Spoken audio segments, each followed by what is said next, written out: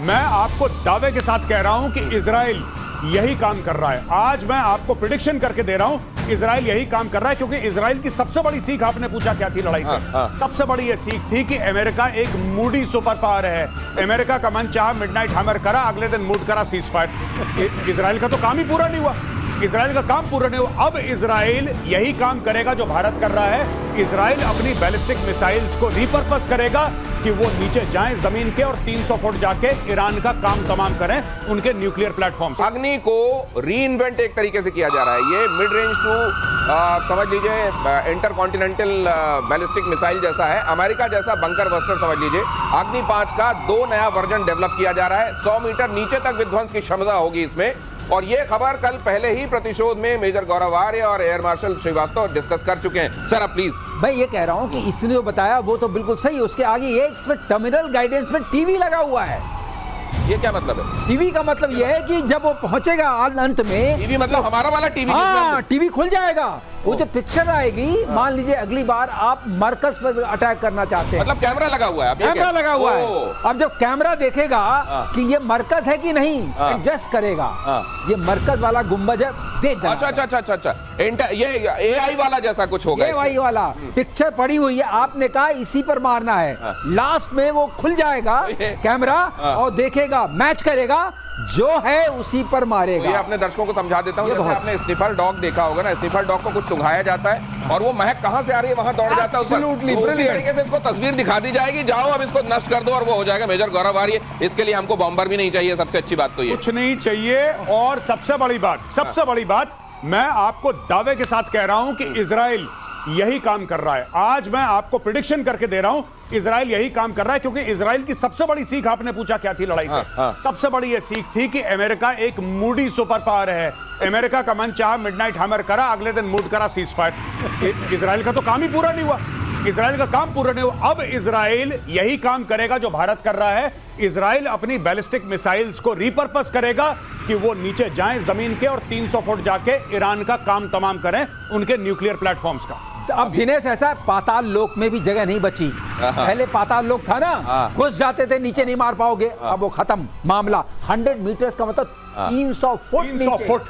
My God, 7,500 kilogram बता रहे हैं ना, ये 3 गुना ज्यादा है जीबीयू। आज आप लोग बता रहे हैं, मुझको गाने की लाइनें याद आ रही हैं। अभी वो शायरी याद आई थी, अब देखिए आ रहा है, अजी हमसे बचकर कहाँ जाइएगा, हमें पाइएगा। धरती के नीचे भी वायुसेना एयर लोरा मिसाइल, जिसको हम कहते हैं लॉन्ग रेंज आर्टिलरी मिसाइल, खरीद सकती है। Long range artillery missile Israel से खरीदी जाएगी। मिसाइल की डील संभव है। डीप स्ट्राइक करने के मिशन के लिए ये बहुत जरूरी होती है। अब ये क्या होता है, एयर मार्शल श्रीवास्तव आपको और अच्छे से समझाएंगे। ये देखिए आर्टिलरी क्या बोल रहे हैं, है मिसाइल। हमें खुद ही समझ में आ रहा है आर्टिलरी क्यों बोल रहे हैं। ये क्यों किया गया? उसका एक कारण है। अगर आप MTCR वाले नहीं हैं, MTCR मतलब मिसाइल टेक्नोलॉजी कंट्रोल रेजिम में आपने साइन नहीं किया है। अच्छा, तो आप बनाइए मिसाइल का ये आर्टिलरी मैं बेच सकता हूँ, सामान कुछ, लेबल कुछ। तो ये इसके अंदर मारक क्षमता बहुत ज्यादा है। समझ लीजिए जैसे आप वो देखते हैं ना सोडा का विज्ञापन, सोडा वाला विज्ञापन एक्चुअली किसका विज्ञापन होता है आपको मालूम होता है। इसी तरीके से यहाँ नाम बदल गया है कि भाई हम तो बना ही नहीं रहे मिसाइल, हम तो आर्टिलरी बना रहे हैं। बहुत अच्छी बात है। 450 किलो है इसके अंदर। अच्छा, वो जो मारक वाली चीज कहते हैं 400-500 किलोमीटर तक जाके मार देती। Air to air. अच्छा, एयर टू ग्राउंड जाएगी। अच्छा, ग्राउंड जाएगी, क्योंकि बहुत, मैंने आपको बताया था ना, इंटरसेप्टर मिसाइल जो जाती है इंटरसेप्ट करने के लिए, उसमें जरा एक्सप्लोजिव कम होता है। अच्छा, 10 किलो 20 किलो। और जो नीचे मारती है उसमें 400 किलो 500 किलो। अच्छा, 1000 किलो। जैसे ये वाली जीबीयू, वो समझ लीजिए कि जैसे तीर से तीर टकराता है, जो नष्ट करता है ना इंटरसेप्टर वाली, वो उसमें बस इसको नष्ट करना हवा में, उसमें ज्यादा बारूद नहीं चाहिए। लेकिन जो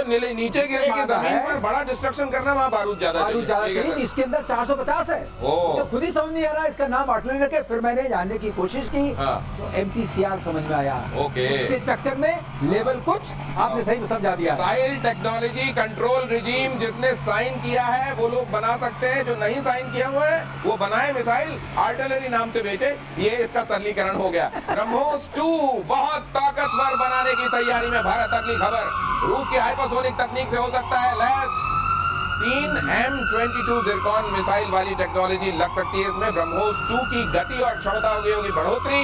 भारत रूस मिलकर बना रहे हैं क्रूज मिसाइल ब्रह्मोस 2। अब ये क्या है मेजर गौरव, ये तो मैं एयर मार्शल श्रीवास्तव से जानूंगा, लेकिन अब ये जिरकॉन वाला जो दहशत है वो इसमें हुआ करेगी। जी, तो अभी ब्रह्मोस का ये चक्कर है कि जो ब्रह्मोस एरोस्पेस कंपनी है वो कह रही है कि एक इसकी मारक क्षमता और होनी चाहिए। अच्छा। यानी कि अगर 300 किलोमीटर तक मार रही है तो 800-900 तक मारेगी। दूसरी चीज ये हल्की होनी चाहिए। तीसरी चीज इसकी गति जो है, अभी जो 3 टाइम्स स्पीड ऑफ साउंड है वो 7 टाइम्स 8 टाइम्स स्पीड, यानी कि ये मिसाइल ऐसा बिल्कुल शेषनाग आप समझ लीजिए, एक बार गया तो गया। अच्छा, nobody has any answer। देखिए ना, मैंने वही बात बोली थी जब पाकिस्तान को पता था कि ब्रह्मोस फायर है। ऐसी बात नहीं कि पाकिस्तान को पता नहीं लगा, पर पता लगने के बाद वो ऐसे देख रहे थे जैसे आप लोग हमारा प्रोग्राम प्रतिशोध देख रहे हैं। देख रहे थे बस पाकिस्तान ये आ रहा है, अच्छा आ गया, वेरी गुड, ये चक्कर है। तो पाकिस्तान देख रहा था, अब पाकिस्तान और तेजी से देखेगा। लेकिन ये जो बनेगा खतरनाक, और ब्रह्मोस को 4 सुखोई के ऊपर टंगेंगे। अभी एक टंगता है वन सिंगल, अब ये 4 टंगेंगे सुखोई के नीचे और फिर इससे मारा जाएगा। एक चीज और बता दें, बहुत जानने वाली थी, आखिरकार हम इंडिजिनस कैसे बनाएंगे। हम पहले ये रैम जेट, एक बार हमने कहा था राम है, रैम और स्क्रैम, ये सुपर कंबस्टिव रैम है। उसका रैम का फायदा होता है कि इंजन के तो कोई वो नहीं है, टरबाइन वगैरह नहीं है, तो हल्का होता है। ये हाइपरसोनिक स्पीड देता है, ये हमारी अपनी क्षमता है डीआरडीओ की। अब ये मार पड़ेगी, पहले से ज्यादा पड़ेगी और पहले से तेजी से पड़ेगी, ये समझ लीजिए। और दुनिया में हाइपरसोनिक मिसाइल बनाने की होड़ चल रही है। चीन बना रहा है PL-17 और PL-21 air to air missile. चीन को काउंटर करने के लिए अमेरिका ने AIM-260 पर काम शुरू कर दिया है और भारत ने रूसी R-37 मिसाइल पर दांव लगाया है। अनुराग श्रीवास्तव, मतलब समझाइए जल्दी से इसका। तीनों ही एक ही रेंज के हैं और उसमें ज्यादा स्पीड R-37 की है। अच्छा, इसका मैक हायर है। अच्छा, और रेंज इसकी वही 300-350 किलोमीटर के आसपास तीनों की है। ओके। तो मारक क्षमता में और जो पेलोड कैरी करेंगे तीनों मोर और लेस बराबर हैं, क्योंकि एक दूसरे को देख के बनाए गए हैं। R-37 जल्दी पहुंचेगी, इसलिए आप समझ सकते हैं हमने क्यों दांव लगाया उस पे। हमने जो इधर दांव लगाया, पाकिस्तान किस पे दांव लगा रहा है वो भी देख लीजिए। लगातार दांव लगा रहा है। ये मिसाइल का वंदे भारत है ये। अच्छा, ये वाला मिसाइल का वंदे भारत बिल्कुल समय से 2 मिनट पहले। अब जरा अगली खबर देख लीजिए। दांव लगाने की बात हो रही है, भारत रशियन मिसाइल पर दांव R-37 पर लगा रहा है। अगली खबर देखिए, पाकिस्तान किस पर दांव लगा रहा है। जेल में बंद आतंकी हाफिज सईद कर रहा है रैलियां। मेजर गौरव आर्य आपको हर दिन प्रतिशोध में बताते हैं कि जिसको जेल में होना चाहिए वो दंदनाते हुए पाकिस्तान में जगह जगह घूम रहा है। बेटे तलहा पर के कंधे का सहारा लेता हुआ दिखाई दिया हाफिज। तस्वीर में लश्कर कमांडर सैफुल्लाह कसूरी के साथ दिखाई दे रहा है, लेकिन बेहद बीमार नजर आ रहा है हाफिज। लेकिन उसने अगली पीढ़ी तैयार कर दी है आतंकवादियों की। ये देखिए, हाफिज सईद अपने बेटे तलहा के साथ, कसूरी भी दिखाई दे रहा है, लेकिन इसमें हाफिज सईद बीमार बहुत दिखाई दे रहा है। लेकिन साहब, जिसको या तो दुनिया में नहीं होना चाहिए, सीखों के पीछे होना चाहिए, पाकिस्तान उसको जगह जगह घुमा रहा है, पर्यटन करा रहा है। जी, और पाकिस्तान खुला करवा रहा है। मैं आपको बता रहा हूँ, पाकिस्तान में बहुत बड़ा हीरो है ये। कई भारतवासी इस मामले से बड़े कंफ्यूज हैं कि साहब वो तो आतंकवादी है, पाकिस्तान उसको क्यों हीरो। ओ भाई, हीरो है उनके लिए हीरो है, उनके लिए बहुत बड़ा आदमी है। उनके लिए ऐसा है कि आसमान से कोई फरिश्ता उतर के आया है। हाफिज सईद बहुत बड़ा आदमी है भाई पाकिस्तान के लिए। और मैं एक और बात कहता हूँ, जो इंडिया में जिसकी भी रिस्पॉन्सिबिलिटी है या नहीं भी है, एक बात मैं क्लियर कट बताना चाहता हूँ, हाफिज सईद बीमार है। अगर हाफिज सईद किसी अस्पताल में मर गया तो हमारा बहुत बड़ा नुकसान है। इस आदमी ने भारत में इतना खून बहाया है, इतने लोगों के घर बर्बाद करे हैं, ये चैन की मौत नहीं मरना चाहिए हाफिज सईद चैन की मौत ना मरे, बहुत बड़ा हमारे लिए लॉस हो जाएगा अगर इस चैन की मौत मरता है हाफिज सईद और ताला सईद, राइट। और वो मसूरी जो भी है, जो भी उसका नाम है, जो कसूरी मसूरी जो भी है, ये सबको ये दहशत होनी चाहिए कि कभी भी अननोन गनमैन आ सकते हैं और तुम्हें ठोक सकते हैं। ये चैन की नींद है, ये खुलेआम दंदना रहा है यहाँ पे 26/11 करने वाला। इसके नाम की 2 सुपारी मैं तो कह रहा हूँ पाकिस्तान के अंदर बोलो, जो हाफिज सईद को काटेगा, जो हाफिज सईद का सर लेकर आएगा, 500 करोड़ रुपए, भारत की सिटीजनशिप, पूरा परिवार के साथ दिल्ली में आओ, जिंदगी भर तक तुम्हारा खर्चा और 500 करोड़ रुपए तुम्हें दिए। मैं बता रहा हूं पाकिस्तानी ऐसा दौड़ा दौड़ा के मारेंगे। पाकिस्तान में ना हथियार की कमी है, ना पाकिस्तान में पागलों की कमी है। एक बार भारत सरकार अनाउंस करते, अमेरिका करती है, ओसामा बिन लादेन के लिए करा था ना $25 मिलियन, आप कर दो 500 करोड़। क्या है आपके लिए, कर दो 500 करोड़। गौरव बिल्कुल सही बोल रहे, रिवॉर्ड फॉर जस्टिस उनका वेबसाइट है, उसमें सबके नाम लिखे हैं और सबका रिवॉर्ड लिखा हुआ है। वो रिवॉर्ड है, रिवॉर्ड फॉर जस्टिस। मगर मैं गौरव, जो आपने कहा उसको मैं सरलीकरण करूं, अब मैं सरलीकरण करता हूं कि नया दूल्हा तैयार हुआ है, बाजा बजाने का टाइम आ गया है। ये नया दूल्हा, जो ये दूल्हा बहुत पुराना है। नहीं, और नहीं, दूल्हे को बीच ताला। ताला, अच्छा ताला है सही। ना। नहीं, लेकिन इसको बीच बीच में जेल दिखाने भी ले जाते हैं। क्या ये सही साहब, दुनिया भर में कहा हुआ हमने, तो आइए आज जरा जेल भी टहल लीजिए, थोड़ा वहां की कुछ पिक्चर्स भी हम बाहर कर दें। बिल्कुल साहब, ये मैं बता रहा हूं, इसका कहीं आते जाते बाहर कहीं आता होगा। ये हाफिज सईद अपने घर से निकलता है, पब्लिक रैली अटेंड करता है। हाफिज सईद को मारना कितना मुश्किल है, मुझे आज तक समझ में नहीं आया। कितना मुश्किल होगा, खुद थोड़ा ना मारना है आपको, पाकिस्तानियों को बोलना है। पाकिस्तानी वो कौम है जहां पे पाकिस्तानी एयरफोर्स वालों ने, पाकिस्तान के एयरफोर्स वालों ने परवेज मुशर्रफ की हत्या की साजिश करी और एक्चुअली अटेम्प्ट करा अपने आर्मी चीफ, अपने प्रेसिडेंट को मारना। ये पाकिस्तानी एयरफोर्स के कारनामे हैं भाई। क्या बात कर, पाकिस्तान में हर चीज पॉसिबल है। आपको पता है कुछ समय पहले, आज से 7-8 साल पहले, जब इनका बहुत बड़ा एक ऑपरेशन चला था पाकिस्तान में, तब ये डिस्कवर हुआ था पाकिस्तान के अंदर कि एक सुसाइड बॉम्बिंग का स्कूल खोला है पाकिस्तानियों ने, और वहां पे सुसाइड बॉम्बर किराए पे मिलते हैं। तो आप 5 लाख रुपए दीजिए, एक सुसाइड बॉम्बर को ले जाइए। ये पाकिस्तान में होता है यार। लेकिन दूसरी बार किराए में कैसे लेगा कोई इसको, अगर वो सुसाइड बॉम्बर है? वो कह रहा था किराए पे, वो एक्चुअली वन वे टिकट है। एक बार आपने कर दिया तो फिर उसका थैंक यू। मिसाइल टाइप है, अच्छा। एक बार गई तो बस हायर किया जा सकता है, उसके बाद अगला उसी तरह का तैयार मिलेगा आपको। वहां पर हर चीज का प्राइस टैग है, प्राइस नहीं, किराया टैग। वो किराया दीजिए और इस्तेमाल कीजिए। ये आतंकवाद अब और पनपने मत दीजिए। ये कह रहे हैं मेजर गौरव आर्य। और चीन पाकिस्तान पर स्पेस से निगाह रखेगा। भारत 2029 तक 52 स्पेशल डिफेंस सैटेलाइट भेजे जाएंगे। आर्टिफिशियल इंटेलिजेंस बेस्ड होंगे सैटेलाइट। अंतरिक्ष में भारत की आंख बनेंगे ये सैटेलाइट। यही वो सैटेलाइट्स हैं जो दुश्मन के ऊपर आपको एक तरीके से एज देते हैं। और क्या मायने हैं इसके, पीके श्रीवास्तव सर? ये तो बहुत जरूरी था। इसका माने ये है कि अभी हमारे पास जो सैटेलाइट्स हैं, उनका एक वो 6 चक्कर 4 चक्कर लगाते हैं तो 6 घंटे या 4 घंटे में आपको उस जगह की विजिबिलिटी मिलती है। हाँ। इनके आने से क्या होगा, आप कंटिन्यूअस विजिबिलिटी मिलेगी। अच्छा, ये लगातार आपको 24/7 बिकॉज आप 52 हो गए तो आप कोई ना कोई सैटेलाइट देख रहा होगा, फिर हम वो सिंथेटिक पिक्चर बना सकते हैं। हमें पता चलेगा क्या मूवमेंट हो रहा है, तो कब आप हो जो रहा वो है। बताते हैं आकाश तीर और IACCS, हाँ, उसको वो बहुत मदद मिलेगी। जाएगा आपको, कंप्लीट पिक्चर हमेशा रहेगी, जिसको हम ऑर्डर ऑफ बैटल बोलते हैं। मतलब कहां पर टैंक हैं, कहां पर ट्रूप्स हैं, कहां पर मिसाइल्स हैं, कहां पर कारखानों में क्या हो रहा है और कहां पर इस तरह के ट्रक जा रहे हैं ढूंढने के लिए कि उसके नीचे हुआ क्या है। तो ये सैटेलाइट एक तरीके से लगातार आपकी आंखों के तौर पर आपके दुश्मन के ऊपर देख रही होंगी और आपको ये पता चल रहा होगा वहां हरकतें क्या हो रही हैं और हमको तैयारियां क्या करनी है। अगली खबर आपको दिखाता हूं। तुर्की के लिए गले की फांस बन गया S-400। 2017 में रूस से तुर्की ने खरीदा था S-400। S-400 की वजह से F-35 प्रोग्राम से तुर्की बाहर। अब S-400 को बेचना चाह रहा है तुर्की के S-400 पर पाकिस्तान की नजर। पाकिस्तान सोच रहा है ये सेकंड हैंड मुझको मिल जाए S-400। लेकिन कहा यह जा रहा है कि S-400 तुर्की ले तो गया था, पाकिस्तान के अंदर यह भी चल रहा है कि उसकी पन्नी भी नहीं उतरी है अभी।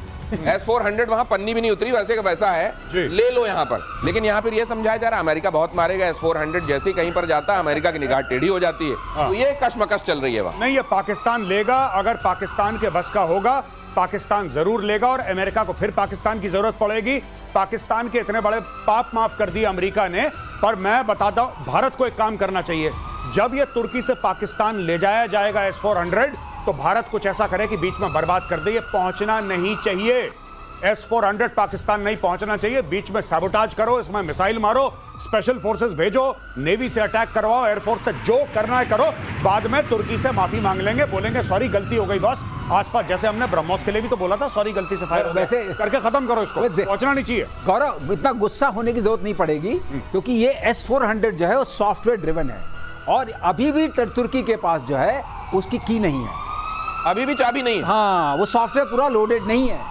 तो उसके बिना ये यूजलेस है, क्योंकि इसमें 4-5 तरह की मिसाइल्स हैं और 4 तरह की रेंजेस हैं। तो वो मिसाइल का चयन जो होता है और जो ट्रैक दिखता है, जिसको सर्च करना है, जिसको डिटेक्ट करना है और जिसको ट्रैक करना है, वो सॉफ्टवेयर करता है। ये फिर ले क्यों गए थे? ये ले गए थे, नहीं। लेकिन अब कश्मकश हो गई। नहीं, ये कहते हैं कि उन्होंने पन्नी भी नहीं उतारी है, कोई प्रैक्टिस भी नहीं हुई इससे। वो रशिया ने इनको कह दिया, बहुत पहले भी कहा था, अगर तुमने इसको कहीं हटाया, ये उनका एंड यूजर एग्रीमेंट है, अच्छा, तो ये फिर कुछ नहीं चलेगा। तो मतलब तुमको देना है तो दे दो पाकिस्तान को, लेकिन ये पन्नी बेच दो पाकिस्तान को, पन्नी बेच दो, तिरपाल के बाद पन्नी भी काम आएगी। तो इसलिए टेक्नोलॉजी हम नहीं डर रहे हैं जब तक रशिया साथ है। और रशिया कैसे दे देगा, क्योंकि वो वहां चला गया और आपने इसी को खोल करके रिवर्स इंजीनियर कर लिया।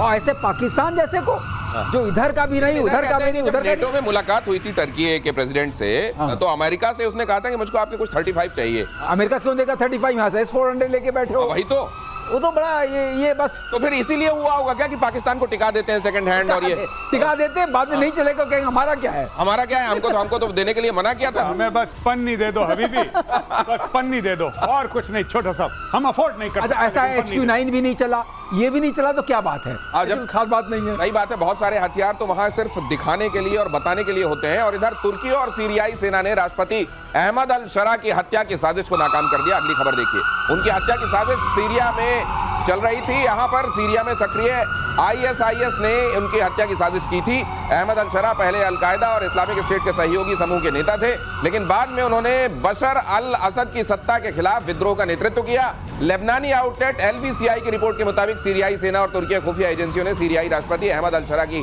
हत्या के प्रयास को, इसमें कुल मिलाकर हमारे भारत के ऑडियंस को समझने वाली एक बात है कि अगर आप ये सोचते हैं कि मुस्लिम वर्ल्ड आपस में एकजुट है, तो यह खबर उसकी सच्चाई बताने वाली। गौरव बताएंगे। सबसे बड़ी बात यह है कि ये क्यों हुआ है, क्योंकि 72 घंटे पहले डोनाल्ड ट्रंप ने बोला कि सीरिया के ऊपर से मैं सारे सैंक्शन हटा रहा हूं। उन्होंने साइन कर दिया, वहां पे इस्लामिक स्टेट एक्टिव हो गया, पहली बात। दूसरी चीज ये है कि सीरिया बहुत इंपॉर्टेंट है, क्योंकि जितने भी हथियार हिजबुल्लाह और हमास के लिए आते थे, सीरिया के थ्रू आते थे। और नंबर 3, सीरिया के बाद क्या है भाइयों? इराक के बाद क्या है? अभी भी ईरान। अगर आप ज्योग्राफी देखें आपको सब समझ में आ जाएगा, इट्स वेरी सिंपल। तो इसका मायना क्या है वो भी आप समझ रहे हैं, इशारों में बहुत कुछ और एक्सप्लिसिटली बहुत कुछ। पुराने दुश्मनों से रिश्ते सुधारने में जुटा हुआ है इजराइल। सीरिया और लेबनान के साथ रिश्ते सामान्य करने की पहल। इजरायली विदेश मंत्री गिदोन सार ने कहा दोनों देशों से औपचारिक राजनयिक रिश्ता कायम हो। गोलन हाइट्स को लेकर कोई समझौता नहीं। इजराइल ने कहा गोलन हाइट्स एक विवादित क्षेत्र जिस पर इजराइल का कब्जा है और सीरिया उस पर अपना दावा करता रहा है। सीरिया और लेबनान दोनों को ईरान समर्थक देश माना जाता है। अब सबसे बड़ी बात यह है श्रीवास्तव सर कि पहले किसी को मारो जबरदस्त और उसके बाद कहो I want to be friends with you. और जिसको पड़ी होती है, मुझको लगता है इनको ये समझ में आ गया है कि इजराइल जो है मारता बहुत है। लेबनान को तो समझ में आ ही गया है, सीरिया बहुत मारता ये है। अब जब हाथ बढ़ा है तो हो सकता है थामा जाएगा। We are friends. सीरिया ने इजराइल ने क्या किया था, ऐसे ही सत्ता पल्टी, जैसे ही सत्ता पलटी, अगर इसको भी आप समझा सकें, जिसका भी जैसा आपने बताया, उन्होंने गोलन हाइट्स जा चुका हूं। अच्छा, कई बार। ओके। तो जैसे सत्ता पलटी, उन्होंने आसपास पूरा कब्जा कर लिया। अच्छा, सारा हटा दिया, सारा नेस्तनाबूद कर दिया। ये साइड तो सीरिया में before he could become president, जो सीरियन रेबल से।